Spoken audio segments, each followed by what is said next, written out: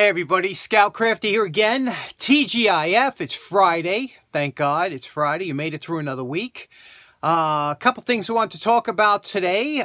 First of all, I was thinking back, I was reminiscing because we're in December now, and I was thinking how fast this year went by, and I was thinking about one of the things that my dad lived by, and I mentioned this before. My father wasn't a educated man. I don't even think he made it through high school, or much into high school, but he was one of the smartest guys I ever met, if that can happen, right? And I was thinking that he used to say a lot of times, because when you're younger and you're in your teenage years, you tend to look at other people and what they have and come home and say, how come they got this and they got a pool and we don't have a pool, and how come they go on vacation and we don't go on vacation? You're stupid like that as a kid, right? Well, I remember my father used to say, and I didn't understand what this meant when he said it, but he used to say, it's not what you have, it's what you own. I never understood that when I was younger, because I was like, if you have it, you own it, but that's not true, especially with today, with credit cards and whatnot. It's a lot of people are walking around like they're rich and they are in debt up to their ears. And I remember in my family, debt was like a bad thing. I'll tell you the truth. I know with me, when I had a mortgage on my house, it was tough. I was always thinking, oh, geez, I got to pay off this mortgage. It was like hanging over my head. Some people, and it's funny because of today's society and the way everybody's brought up, debt is like common, They say, hey, well, use the bank's money. Don't, why use your money? Use the bank's money. And debt is like thought of as nothing, no big deal. And we had guys at work, a lot of guys at work, they had $30,000 in credit card debt.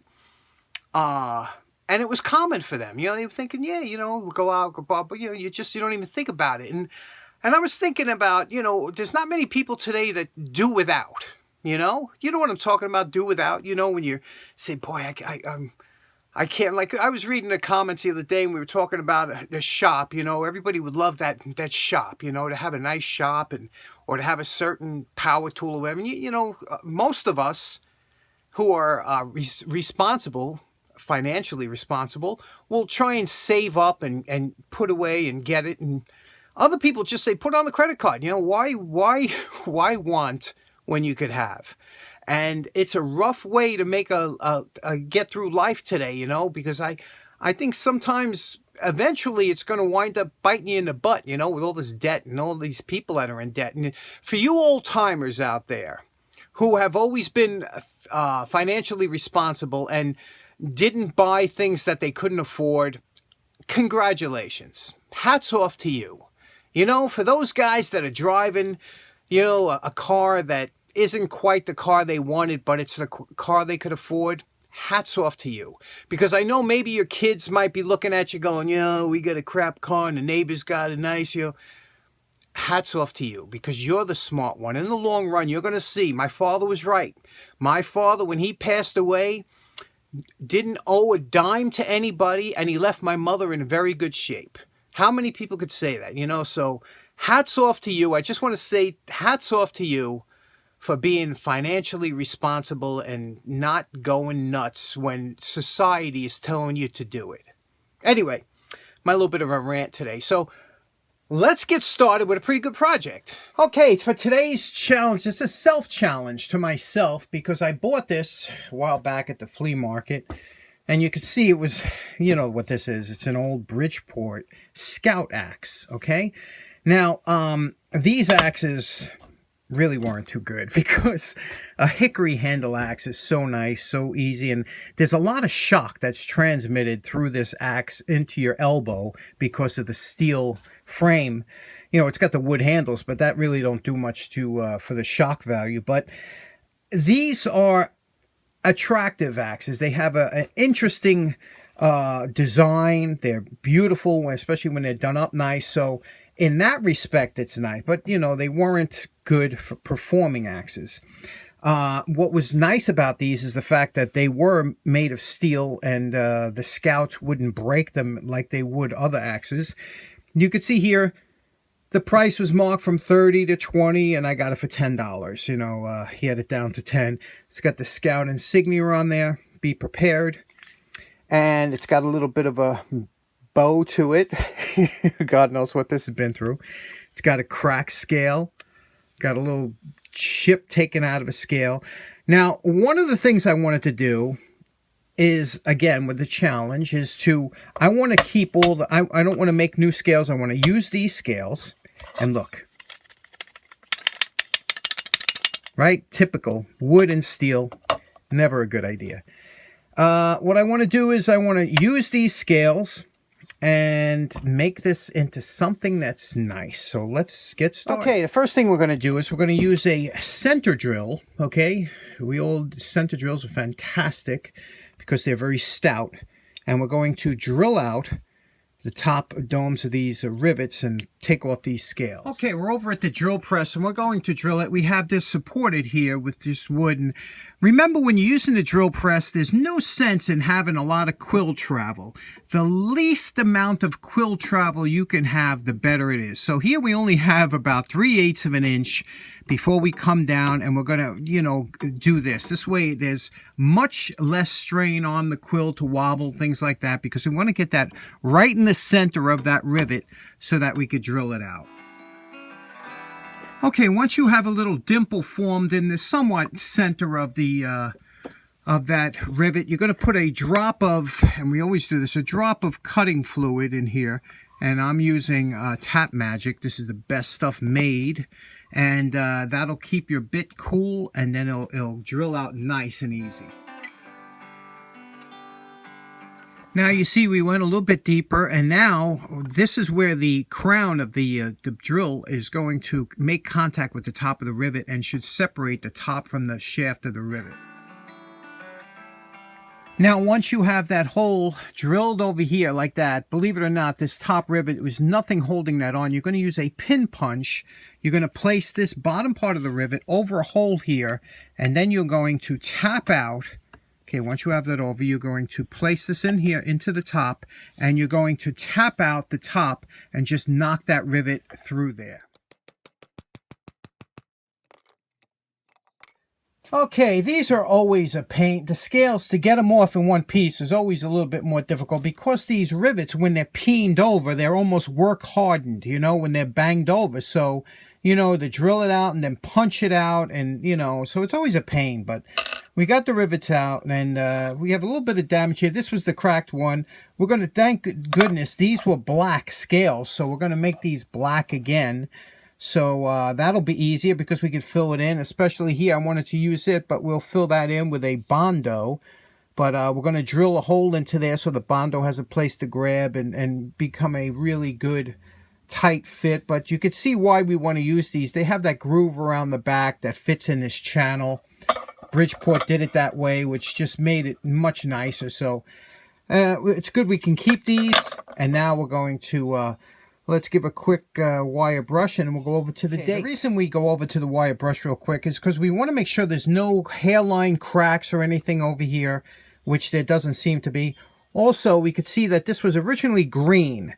Okay, there was a green over, I don't know if the black was underneath, the green came off, but I know these axes were basically green shafted, and that's probably will keep the handle black, this green, just like it was originally.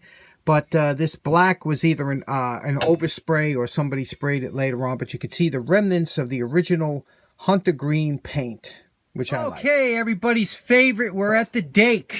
Let me show you the setup here. Now, quick note about metal. Metal, when it's forged or cast or whatever, it always has a flow that it wants to return to, a shape that it was originally formed to, and it will always want to return to that shape. So we have the bend right about here.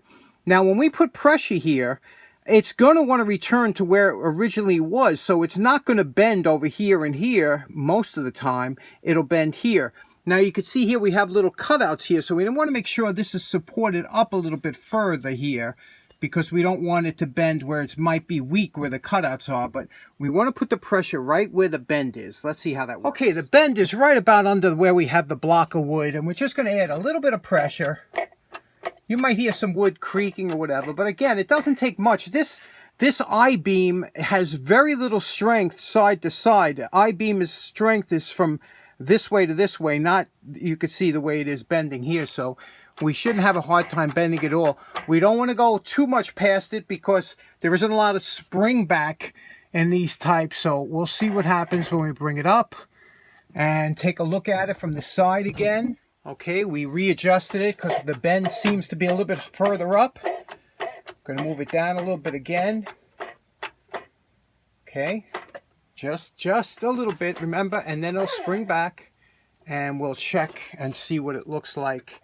And again, we'll do this a couple times until we get this where when you're looking at it straight down, it's got to be straight. Now, one quick note about when you're trying to chase down the bends. If you have a bend that's bending this way down here, sometimes you got to put a little bit of a bend up here. Now, watch when we put some pressure here. Watch this back end here kick up. Okay, now I'm going to put pressure down here. It's going to kick up this side over here, and you'll see what I mean. See how that's kicking it up? That's why you constantly have to go back and forth, tweaking it one way and then the other, and then checking it, because you have to work your way down. You know, you can't start working on this end when you have a problem up there. Okay, we're pretty much happy with this one here. And you know, you could chase your tail with this to try and get it exact, but that's as straight as it can get. Now, we're going to have to deal with, you know, we always have the mash down area here, you know, that gets mashed down with the kids from using this as a hammer. And because this is a soft part of the axe, and so we got to straighten all this out, get this down, get these forged lines. Look at this. You could tell this was banged on here. Got to get rid of all those lines. Same here. And we're coming along. Next up, the handle. You can see we glued and clamped the handle. That's all solid now. We're going to fill in these cracks and fill in this little divot here. And then we're going to paint and re-drill the holes and mount it back on the axe. Okay, we fixed the little missing piece here with Bondo. We filled in that crack. Now what we're going to do is we're going to fill in these holes with JB Weld. And the reason we're doing these with JB Weld is because they need to be stronger for the screws when they're in there. So okay, for the paint, we're going to be using some Oxo Spar. This is circa mid-70s, okay? Look at that. How can that still be good after from 19... That's because when they made paint, they didn't make it as planned obsolescence. This stuff was great.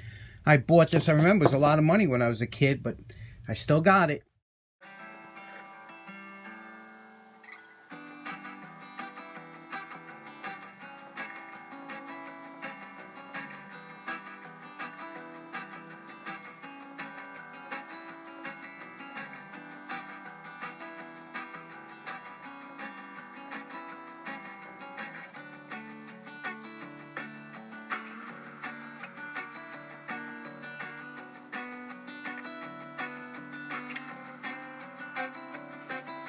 Now, one of the problems you're going to run into here, especially when you're doing anything with lettering or insignias, is how far do you want to go down. You know, you can see here the pits are deep. We want to get below the pits, but you got to keep as much as you can. It's always walking that fine line. I hate doing things with insignias.